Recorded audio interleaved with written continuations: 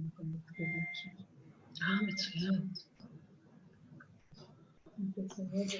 we are live. Hello, everyone, and welcome to the first in our two-part webinar series on women at the Kotel.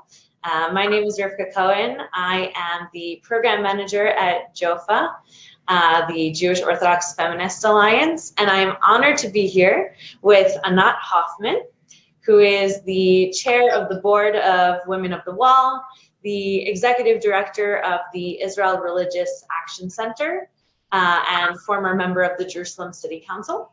The objective of these webinars is to hear from the women themselves who are at the forefront in promoting women's rights and equality at the Kotel and surrounding sites. So I'm going to leave it to you, Anat, to take it away and to tell us about your organization and to get some insight into the controversies going on in Jerusalem. So why don't you tell me a bit more about yourself and your position at Women of the Wall, please? So I just want to stop a minute, Rivka, about the fact that you said we're live, and maybe start with a moment to think about the fact that you and I are alive. It's not trivial. It's wonderful. And I suddenly, when you said it, I realized the profound meaning of that. So yes, we're alive, and we are commanded, if we are alive, to contribute something to the world, to mend it. There's a crack in everything, but that's how the light comes in. And we're gonna mend the world. And the way I do it is in a small way, in a group, a community of women, the Women of the Wall. We've been at it since December of 1988. So this is our 30th year in a struggle for equality and pluralism and tolerance at the Western Wall. Great. So I didn't even know that was 30 years. That's amazing. So what has... In what way is it amazing? In the way that, in what way? Actually, you're right. It's not amazing. It would be amazing, you know, it would be better if it didn't exist. That's a good, thank you for correcting me on that. Shouldn't have taken that long. That's very true. I take it back. Okay. But it is amazing that we're still alive and still. Exactly. That is what I meant. That our group is still working at it. So I want to ask you, what has changed from the time that you started, you know, over the past 30 years until today? Why haven't things changed? Why do you still exist? Rivka, things changed. If you look at the strategic goals of the Women of the Wall from their very first, the first three goals were to read Torah out loud as women at the wall. The second goal was to wear a talit, like I'm wearing right now, to wear a prayer shawl when we pray. A third goal was to put on phylacteries. And the number one goal, in fact, was tefillah, to pray out loud. In fact, all these four goals start with the letter T: talit, tefillin, tefillah, and Torah. And in these 30 years, it is now accomplished. Women can wear a talit proudly at the wall. Women can put on a kippah as well, pray out loud at the wall. Women can put on their phylacteries. In fact, in Worldwide Wrap Day in February, we'll have a workshop at the wall teaching women how to put on phylacteries. We are allowed to read Torah, but we are unable to bring the object from which to read, hence the Torah. So we are allowed to read, but we're not allowed to bring the Torah to read from. We sneak it in, but if you look at the strategic goals of the group, to wear a talit, to pray out loud, to put on phylacteries, to read Torah, we got them all. So the group has reached its strategic goals. The issue of the Torah is still under contention because how could it be? Legally, it makes no sense. It doesn't make sense to anyone How could it be that we're allowed to read, but we have no access to those Torah scrolls for public use? Because we're not recognized as part of the public that is allowed to read Torah.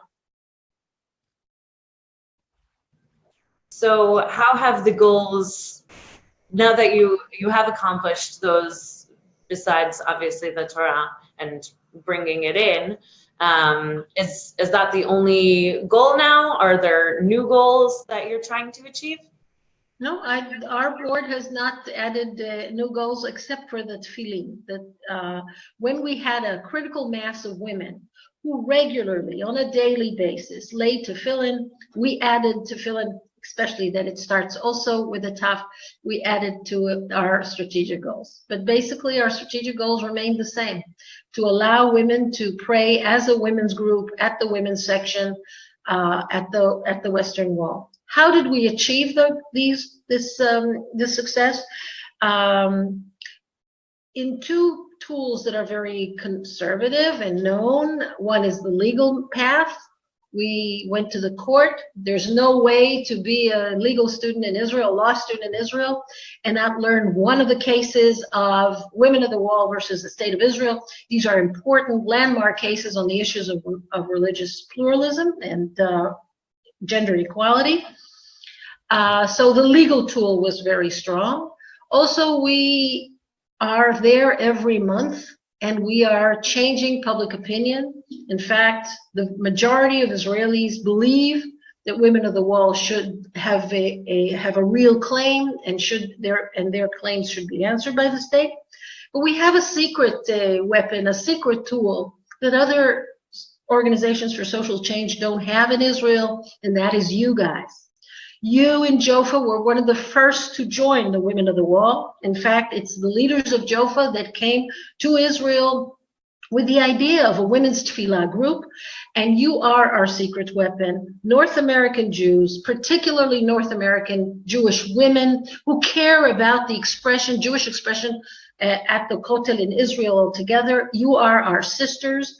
We would never have survived these 30 years if it weren't for the great support that we get from people in JOFA, who are the most caring people on this issue. Thank you so much. I'm really glad to hear that. I wanted to ask you, what are some of the obstacles that you have faced in the beginning of the founding of Women of the Wall and throughout the past 3 years? One of the major obstacles is our motive. Our motive was always questioned. And I think that is important for every woman who wants to make a change in the world. The first thing that will be attacked is your motive. You're just doing it to provoke, Rivka. You're just doing it to get attention. You're just doing it not for the real, for real. If you had a real, clear, and innocent motive, you'd stay at home and do nothing, because that would show that you are really a fair player. This thing of the motive, calling us provocateurs, calling us, what group in the world would keep coming to the wall 30 years in pregnancy, in uprising, in terrorist times, in the snow? Who would come to the wall if it wasn't Yirat Shamayim? If we were not a group that is absolutely committed to ourselves, to our members, and to Yirat Shamayim, this can't be a provocation. You want to ask me about provocations at the wall? I can think of a list of things to do that would be provocative. I'll tell you what it won't include. It will not include a group of Orthodox, Reform, and Conservative women coming together to pray Shachris and to do Musaf and to do Hallel for Rosh Chodesh, wearing their talitot and praying in unison and dressed modestly. I really wouldn't put that as the number one provocation. I can think of some wilder things. This group has fought all this time to prove to the Israeli seculars and to prove to Israeli religious men and women that we have a innocent and clear and frank, how do you say kinne? Honest. Thank you, Yochi. An honest motive. That's the word. Kenut, we have an honest moment. And I think maybe I'm exaggerating this, but by now I think that a day without a provocation is a wasted day. And not because I have to provoke. If I'm not told by someone that this is a provocation, it means that I am actually letting reality and a flawed reality exist. Anyone who wants to change something, any woman who ever tried to make any difference anywhere was called a provocateur. So I say, sister, I am okay, you call me a provocative group, maybe we are. And I want to give provocation a good name. We are really a group with a very innocent and honest motive. And for all these years, we had to fight to prove it. I don't know of any other male group, a prayer male group, that had to spend so many years trying to prove that their motive is honest. That's a very good point. I want to ask also, I mean, so you spoke about how people question your motives and think that you're just provoking and that's a negative thing. What have been the other challenges in terms of, you said that there have been many court cases. Can you tell me a bit about those specific cases and struggles and how you achieved what you have so far? We had to fight ignorance. Sadly, not just ignorance of ignorant people, but also the ignorance of very educated people. We had to fight the ignorance of Supreme Court judges who never visit the wall or don't visit it regularly, and somehow thought that if we pray in our way, there will be such a riot, and there'll be bloodshed at the wall, and there'll be a war in the Middle East. And they didn't realize that on Rosh Chodesh, when we come, there are not that many people there. It's not, when do they see the wall if they're not visitors there? They see the wall when the wall appears on TV. When does the wall appear on TV? In the Shlosha Regalim, on Pesach, on Sukkot, on Shavuot, when there are tens of thousands of people there, and they somehow thought this is how it is all the time. It isn't. So we had to somehow clarify to the judges that what we're doing, again, is innocent and reasonable and simple and can easily be handled by the Israeli Jerusalem police. The other group of educated people that we needed to deal with their ignorance, is the rabbis, the religious establishment that runs the wall. The rabbis, even though they know between themselves, frankly, they know that what we do is halachic, and it is fine for us to do what we're doing. But they don't understand, or they're not unwilling to see a change in minhag hamakom, local custom. Let me just explain this for a little bit. Local custom is a sticky thing. What's your last name, Rebecca? Cohen. Cohen, okay. You played right into my hands. What if you wanted to go to a Pilates palace in New York, and they said to you, Ms. Cohen, we just don't accept, it's the regulation here, not to accept people with the last name Cohen. You know what to do. This is an illegal regulation. This is a discrimination on the basis of race, and you know what you can do to that Pilates place, right? But what if you came and they said, oh, you know what? It's just not been our custom to have people like you here. Ms. Cohen, you'll feel much more comfortable with Rabinowitz across the street. It's not that there's a regulation against, oh, God forbid, but it's never been our custom. People like you have never been here. For your own good, why don't you cross the street? You will see that fighting anti-Semitism when it's custom is much harder for you than fighting anti-Semitism when it's part of regulation and law. That's our challenge as well. Everyone knows of the educated rabbis that what we're doing is halachic. In fact, we inherited it from you.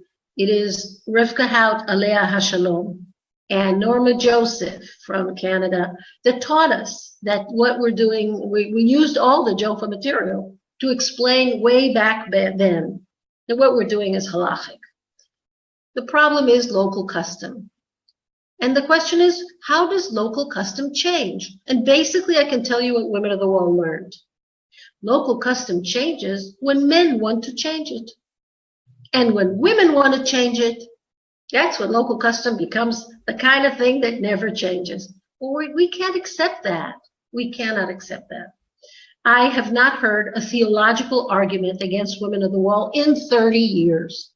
I have heard political arguments, funding arguments. I've heard lots of issues. I've never heard a theological argument, a serious one, anchored in Jewish halacha, that shows or proves or states that what we're doing in any way is not right.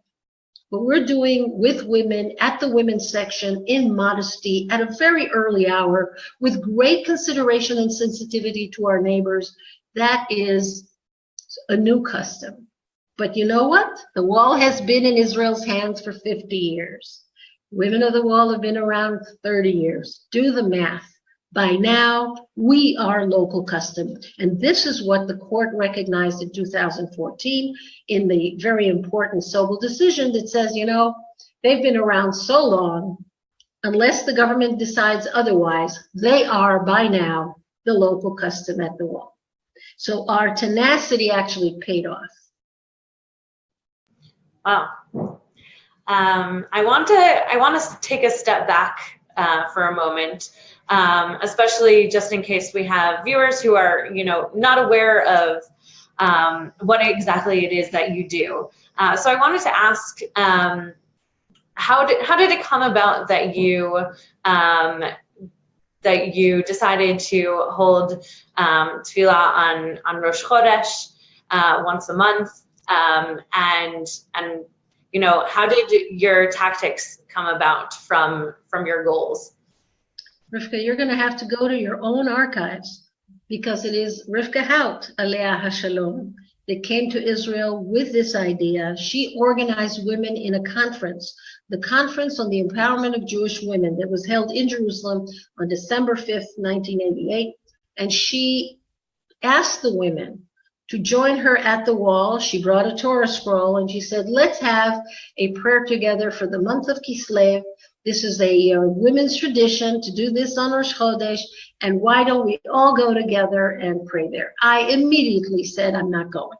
Why wasn't I going? Because I'm an Israeli Sabra, and the whole idea of the wall was so foreign to me. I thought it's the ultra, you know, the discotheque of the ultra-Orthodox. I wasn't going to join her. She was so romantic and starry-eyed about this project, and I really wasn't going to join. However, she saw me in the lobby and she said that the hotel, the Hyatt, was not willing to rent her a folding table, and she needs a folding table to put the Torah on. And do I own a folding table? Well, as a social activist, I can tell you, you need to have a folding table and a megaphone. And I said to this American tourist whom I didn't know, I said, you know, I do have a folding table. And she said, please, could you just schlep it over, bring it to the hotel tomorrow morning? We're going to board a bus and go to the wall. You're just going to carry the table, wouldn't you? Would you do that? And I did. And that's how I joined the Women of the Wall. You know, sometimes historic developments in our lives happen without us realizing that this is a very important moment. I didn't realize that joining Rivka on this historic day will change my life. What I saw was that these well-meaning American and Canadian women who came to the wall were harassed and attacked, and all they wanted to do is bemet. It seemed to me so innocent. Here we come to innocent again. The last thing they wanted is provocation. They just wanted to pray at the wall as a women's group, as part of this first feminist conference in Israel. And the attack on them was intolerable. And Bana Haberman, Alea HaShalom, was the person that organized us and said, let's continue doing it after the Americans go home. So it is we are on the shoulders of giants. We're on the shoulders of the Women's Tefillah Network. We're on the shoulders of JOFA activists. Look at your own archives and you'll see the roots for Women of the Wall. Great, that's really inspiring, and a great plug for the JOFA archives. I'll definitely have to look into it more myself. Was there ever a thought to have it more than once a month?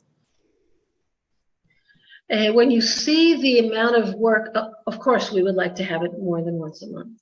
To have a presence there at all times would be wonderful. But when you see the amount of work that our small staff is inundated with on Rosh Chodesh, you realize that it's like a wedding. It's like organizing a wedding. We need to take care of the advertising and transportation and insurance and legal work and police work, and to make sure that everyone is safe, and to think of who's going to run the prayer, who's going to be the shlichat tzibur, who'll be reading the Torah, who's going to take care of the bat mitzvah girl, who's going to take photographs for our people abroad, who's going to take photographs in case there is violence so we can document it, because the Jerusalem police will then deny that there was violence, and we've had that more than once.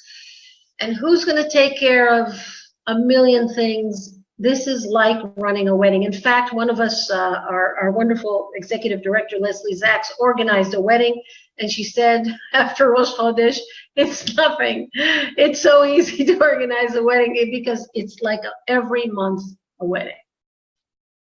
Wow, that's amazing. There's so much that goes into it. So kol hakavod to you for doing it every month. Yeah. Have there been any... What did you say?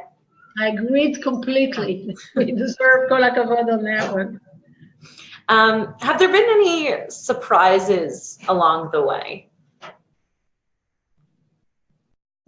I think one of the biggest surprises after, let me backtrack a minute. Women of the Wall broke the partition first and foremost between ourselves. When Rivka Hout, who's an Orthodox woman, turns to Anat Hoffman from the Reform movement and says, bring a folding table, she is breaking a partition. Women of the Wall are Reform and Conservative and Orthodox together for 30 years. We're the only group in the world that prays together of all denominations. We're also the authors of the Women of the Wall Siddur. We fought on every letter there, but after 6 years of work, we produced our own text that we can all pray from. That's unique and special. So the first thing we did is break the partitions between ourselves, the different denominations that we are. But then we broke the partition between us and you. The fact that we are of you, that we did not evolve naturally in Israel. We evolved in JOFA. We evolved in the Women's Tefillah Network, and then we came to Israel. We became sisters with diaspora Jews in a way that is unique and special. The surprise is what's happened in the last 5 years, and that is that we broke the partition between us and men. There are men who come to support the Women of the Wall. They stand behind a partition, and they're there to look out for us, to help us in every possible way. Our Shlichat Tzibur has a microphone that they hear with their earphones, and they follow our prayer with our Siddurim. They read the Women of the Wall Siddur. Together with us, they say the prayer for Women of the Wall, which is completely in the female gender. And there are about 50 of them, and this is a very big surprise. The second surprise that is really a few months old is that the paratroopers, those men who liberated Jerusalem and the wall in 1967, those 70-year-old Maltikakers, they have joined us in great force. Thousands of them are signing a petition as we speak, a petition to in our support. And this is another very large surprise, because these men, unlike the men that support us every month, these are totally secular paratroopers, people who's, in their 20s liberated the wall. And they're saying, we liberated it for everybody, including women. We believe in the honest motives of Women of the Wall, and we want to support it. Wow, I'm surprised too, and I am very, very happily surprised to hear about that. I just checked in on Facebook and I saw that at least one person asked a question. So I just wanted to ask that, to also encourage other people, if you're watching and have any questions, to please let us know. Can I know who asked? Like she has a name, like a first name? This is from Evan. So, Evan is a boy's name, no? He said, would the best solution be for the government to stop interfering with the Kotel, to allow anyone and everyone to pray as they wish? It seems odd to me, something that is permissible halachically isn't allowed legally. Go, Evan. If the Kotel was a catch as catch can, open to all. In fact, it used to be that way during the Turkish and British times. No, they also had regulations at the time. I can't think of a time that it wasn't regulated. Look, if we look at other holy places, and I'm not looking at Graceland in Memphis, Tennessee, but holy places in Israel, there is a lot of strife between different denominations. Every time I'm miserable about what's happening in the Jewish world, I just turn to the Church of the Holy Sepulchre right here in Jerusalem, where there are 40 different sects of Christians claiming different parts of that Capella. They get to violent fights over there. And same in Bethlehem, in the Church of the Nativity. And I'm not sure. You know, Evan, I'm going to have to take this under advisement. Never thought of this. This is really out of the box. Thank you for this very interesting question. What if it was just run as the free market?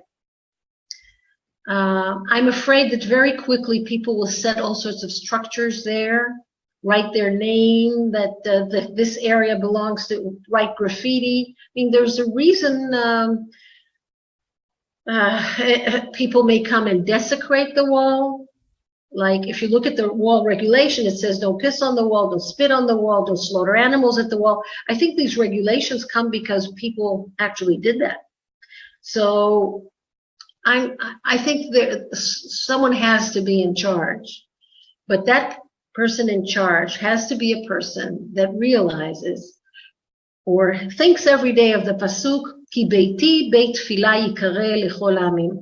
My house will be a place of prayer for everybody, and everybody includes women, and includes Reform Jews, and includes special people with special needs, and includes the Pope.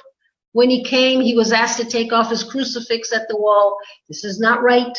He should be coming with his own crucifix. It's fine. He's the leader of the Catholic world. This is his identity. It shows disrespect if we have to have him take off his crucifix. There's a variety of groups that have to, whoever runs the wall has to show that he or she really have pluralism in their blood, on their mind. Right now, we have a zealot, ultra-Orthodox Jew running it, and he has too much power, and sadly, he doesn't have a term that ends anytime. It would end when he dies. He was born in April 71, so we have many, many, many more years of Shmuel Rabinovich, and he is unfit to run the wall. He's proven that, to my full satisfaction. He should be fired. But Evan, thank you very much for this thought. Out of the box. If you have other questions from listeners or viewers, it's wonderful. I don't think we have just yet, but please, anyone who's watching, keep them coming. So speaking about the government, I wanted to ask you about the recent, or I don't know how recent, agreement there was to create a new plaza. I was hoping that you could tell us more about how that came to be, what's going on with that currently, if anything. So for 25 years, Women of the Wall were fighting for equality at the wall. And on our 25th year, between the 25th and 28th year, the government of Israel decided in its immense wisdom to start arresting and detaining women for wearing a talit, for putting on phylacteries, for saying Shema Israel, for lighting a menorah, for reading a Megillah on Purim. These arrests brought an avalanche of disgust and anger from North American Jews. You guys marched to the Israeli embassy, talked to the Israeli consul general, made yourself heard in a variety of ways, and said enough is enough. This cannot be. Under this pressure, Mr. Netanyahu, our prime minister, initiated a negotiation with the Women of the Wall, the Reform and Conservative Movement, and all the federations of North America and the Jewish Agency to find a solution for the problem at the wall. And basically, the agreement that we reached after almost 4 years of negotiation is what are the conditions under which Women of the Wall will be willing to pull themselves out of the Ezrat Nashim that we are so committed to right now. What are the conditions that we'll be willing to pull out of there and move to a different location, still next to the Western Wall, in order for us to be able to have our way and also to reduce the amount of friction and anger over there. The government of Israel voted on the 31st of January 2016 and ratified the agreement. 15-5, 15 ministers voted for this agreement. However, the government did not implement it. There is a whole a roadmap of steps that the government had to do. The first was to appoint Natan Sharansky as the head of the new Western Wall Heritage Foundation, and that Sharansky would hire an architect to draw and to design the new plaza. The government did not appoint Sharansky, therefore he did not hire the architect, therefore nothing is happening over there. And on the 25th of June 2017, the government decided to freeze and abort and completely leave the Kotel agreement as we know it. So we went to court. We are now engaged in a Supreme Court petition against the government, and it will be heard in a very large panel, an embellished large panel of the Supreme Court of Israel. You know, the usual panel is 3 judges. A large panel is 5 or 7. We're going to have 9, sister. 9 judges on January 14th in the Supreme Court of Israel. When the court embellishes and enlarges itself this way, it's usually because a landmark decision is on the way, a precedent is on the way, an important decision is about to happen. Wow, that's incredible, and I wish you much luck. You can come and join us, 9 o'clock in the morning, the 14th of January. We'd love to have you. Great. We do have another question on Facebook. This is from Beth. She says, she asked you to please talk about the women who harass you as you pray. Has this increased? Are they being incited by men? Have the police been less help or more helpful to you over time? Bless you, Beth. And I have a feeling that maybe Beth is watching us on our live streaming because it takes one to know one. Look, we talked to some of these women. We actually went out of our way and asked, why are you coming to scream and shout and spit? Yes, we have a sense that they are being incited by men. We actually have a guess who the men are. Men who have political interests and funding interests in what's going on at the wall. But I won't talk about those women who are being incited by men. I want to talk about a woman that came to shout at us, and she was not recruited by anyone. And she said the following. She says, I came with my daughter, my 10-year-old Aura, to pray this morning. And I don't want her to ask me a why not question. I want her to come. I want us to have a Rosh Chodesh prayer together, silently, mother and daughter. We have 9 kids at home. This is a rare thing for me to be with her alone. And then she starts, Mom, why can they read Torah and we don't? Mom, how could this woman have phylacteries and I don't?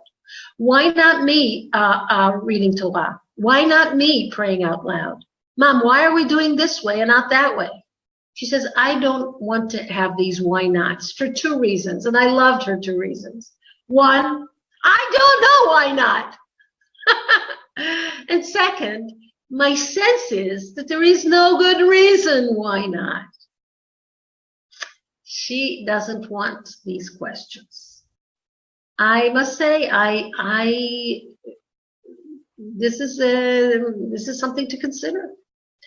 That is why we may consider how well did Women of the Wall integrate into the women's section. In 30 years, we are recognized by the District Court of Jerusalem as Minhag HaMakom. But are we Minhag HaMakom? Have women really accepted us?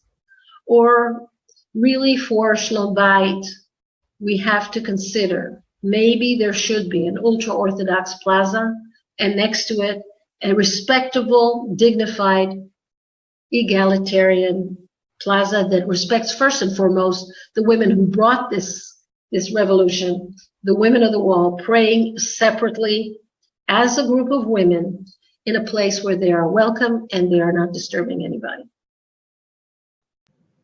Would that second place be egalitarian, or would it be all women?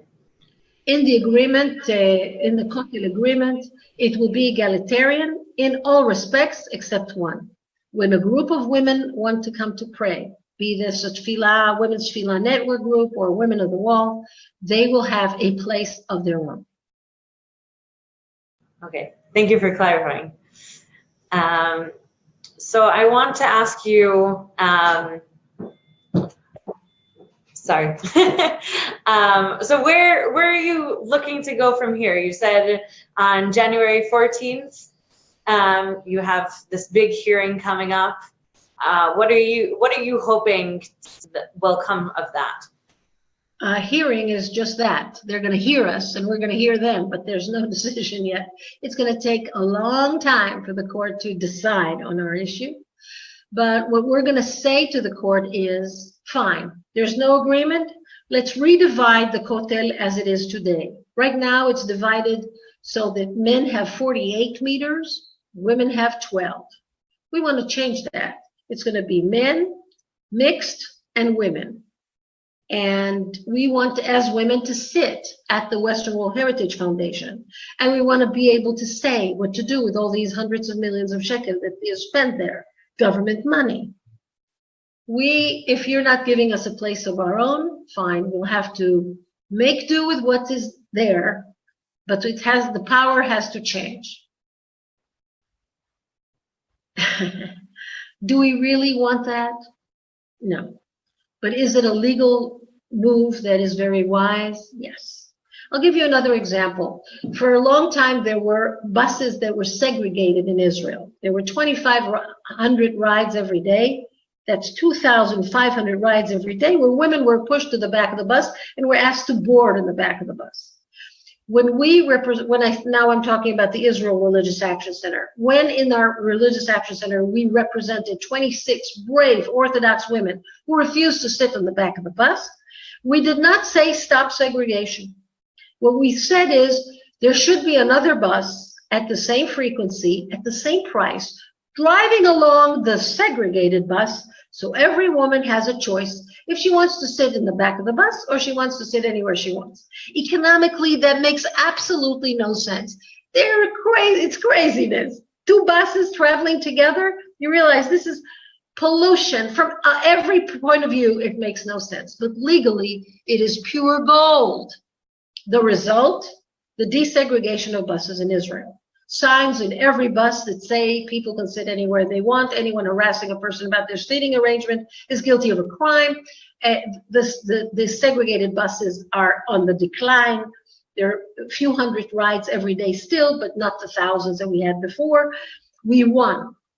And we won through a legal move, not a move that makes sense. It's similar here. We're asking for a redistribution of the wall, and it's legally a correct thing to demand, but I think the only solution that makes sense is the one we realized after 4 years of negotiation, and that is an egalitarian plaza alongside an Orthodox plaza. Great. So I want to ask you, because we're having another webinar tomorrow with a group that calls themselves Original Women of the Wall, Tefillat, Nashim, Kotel. So I wanted to ask you, what is your relationship with them? Well, they are first and foremost they're sisters and old friends. For many years, for more years, we were very close sisters than we are at odds with each other. I think they have a very good point. They're saying that if Women of the Wall are committed to the women's section, then we should stick to the women's section at all costs. And the argument with them started when we started negotiating with the government of Israel. They said, let's not negotiate because there's under no circumstances will we ever leave the women's section. And if we're not willing to leave the women's section, what is there to negotiate? This is where the majority of Women of the Wall differed from this group. The majority of us believe that when the Prime Minister of Israel invites you to talk about changing policy, if you are a serious organization for change, you come to the table, because that is the table where policy is changed. And in order to sit at the table, you need to compromise. You know, when I got married, my grandmother told me, you're going to have to make up your mind if you want to stay married or you want to be right. I think my sisters are right, but I want to stay married. I want our group to be able to have bat mitzvahs at the wall. I want women to celebrate Rosh Chodesh at the wall. I want us to succeed in bringing on a revolution in women's participation at prayer at the wall. And the way to do it would be in a place that we run, that we are the bosses. We decide who are the ushers. We decide what is modest and what is immodest. We decide what is local custom. We will be nice. And there are 9 million visitors who come every year to the wall, and we will compete in the world of plazas, and may the best plaza win. And we will run our plaza in a way that people will be attracted to it. First and foremost, Israelis. They will be attracted to it. Grandma will not have to climb a plastic chair in the way we are going to run it. Girls will be invited to have a bat mitzvah of content, with meaning. We will train mother to read Torah too, and grandma to have an aliyah too. And we will change how women see themselves in Judaism, and we'll do it in the plaza we run. And the way we're going to do it is by continuing to fight as we are today. We are the force that is changing the world in this respect, but we have to negotiate with the government and stick by that agreement. So I love my sisters. I think every group has to have people like that, pure people who have the pure goal in complete clarity in their mind. But every group also has to have someone like me, a pragmatic, practical person who analyzes what can be done politically, from a public perspective, public opinion perspective, from a international perspective, what is possible, and to push the envelope as much as we can, but still within the possible. On a similar topic, we have another question. When you move to another plaza that will have an egalitarian presence, will women still legally be allowed to pray with tefillin, talit, and Torah in the regular women's section, or their right to do that goes away at that point? This is a good question that actually points out the price of the Kotel agreement. And the price is that everyone that wants to pray the way we pray will go to the plaza which we run. And everyone wants to pray the way the rabbi wants, that person will go to the plaza that is we know today. The big question is, how will they give us the plaza that we want? Right now, they're offering us the back of the bus. And I'm telling you, Rivka, we're not moving to the back of the bus. We have experience on that, and we can recognize a back of the bus a mile away. Right now, it is undignified, unpleasant, and women of the wall do not go there at all. But if the great vision of Sharansky, all the federations of North America, the two big streams of Jewish life, if that vision happens, we're looking at a plaza that will be majestic, beautiful, and will call us in 1,000 voices to actually take hold of our destiny and bring other women and other girls to join us. And that is an opportunity that is not yet there, but I'm hoping for the state of Israel, that Israel will lead the Jewish world by doing this. This is an opportunity that will be tremendous. This will end, I hope, 3,000 years of patriarchy, and will allow us to actually break the final frontier, the role of women in religion. Amen. Amen, yes. So we're nearing the end of the webinar. What else would you like our listeners to know? What can they do to help, to be supportive, and also what can they learn from you, especially in terms of I want to ask in terms of pluralism that you mentioned, and also in terms of Israeli diaspora relations. Sorry, that was a lot of questions all at once. So I would like our viewers and listeners, if you made it this far, and I salute you if you did, I'd like you to realize that Israel is way too important to be left to the Israelis. And it is behooven, or it is expected, and it is your duty to take part in the dialogue of what are the values of the Jewish state. Don't let Israelis silence you. Israelis will tell you that if you don't pay taxes in Israel, if you don't send your children to the army in Israel, and if you're not, and you're a foreigner, don't involve yourself in our internal affairs. This is all lies. The values, the Jewish values that navigate the only Jewish state on the planet is your business. You have a place at the table anywhere Jewish values are discussed. And I don't want you to give up your role there. And if you believe that the values of the Jewish states are tolerance and pluralism and equality, then you have to make it yourself known and heard, because otherwise it may be racism, chauvinism, and intolerance, and you don't want that. So, number one, take your seat at the table. Number two, read more about what's happening in Israel, not just the conflict with the Palestinians. Read about what's happening internally. The Women of the Wall are an excellent place to look at.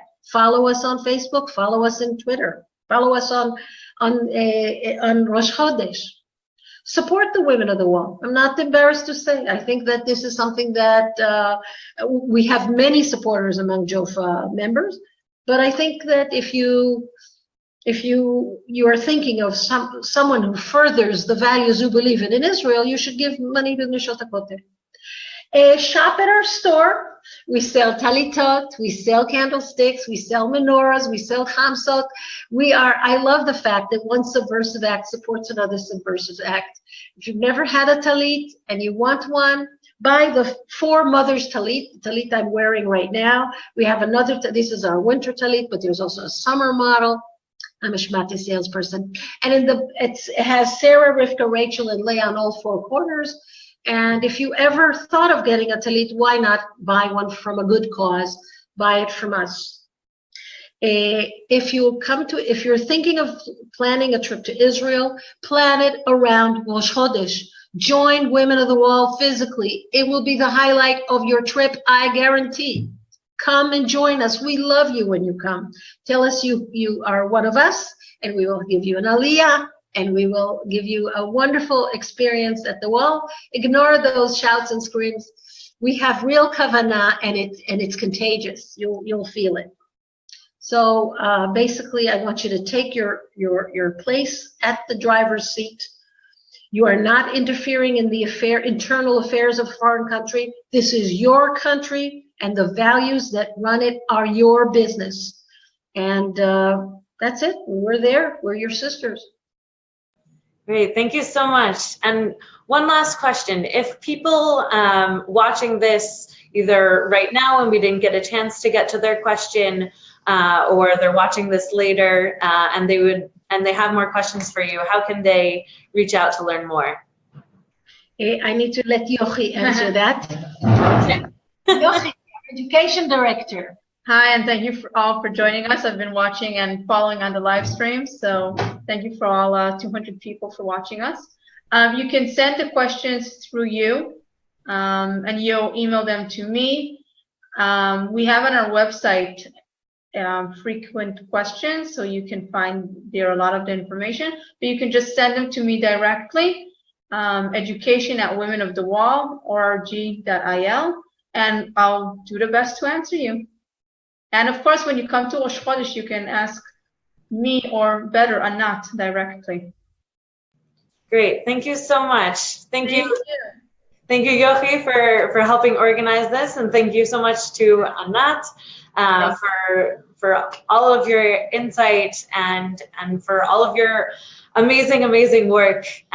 So thank you to the whole organization, and I I hope to be in touch soon. And thank you to all of our listeners and watchers for joining in the conversation. We hope that you will continue to be a part of it. And we hope to see you tomorrow at our next webinar with Tefillat Nashim Kotel, the original Women of the Wall group. So thank you again to Anat, Yochi, Women of the Wall, and JOFA, and you, of course. Thank you, and have a great day in America and a great night in Israel. Bye. Good evening. Have a good day.